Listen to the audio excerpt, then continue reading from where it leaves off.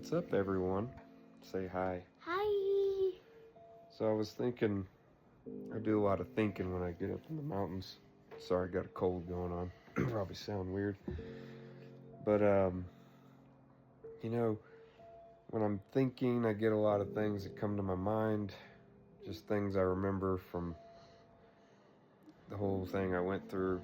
And I thought, it might be kind of neat to share some memories here and there. And I thought of one that I don't think a lot of people know.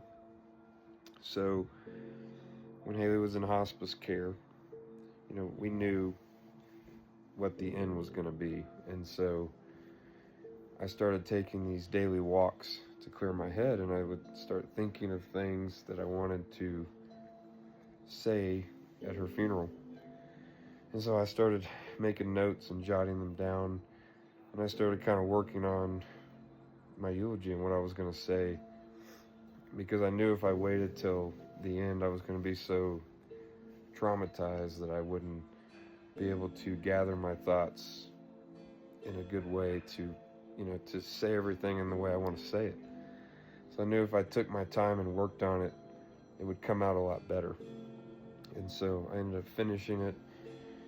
And Mother's Day approached, and that was a few months before she passed. And I told her, I said, hey, I have your eulogy done, and for your Mother's Day, if you would like, I will read it to you if you'd like to know what I'm going to say. And she was like, oh my gosh, I would love to hear that. She always said, I wish I could hear what people were going to say about me. And so I was able to give her that gift, and I read her eulogy. And it was really powerful. We had a very emotional, deep cry together, and it meant a lot to her what I had to say, and just my love for her was just so much, and will always continue to be a lot.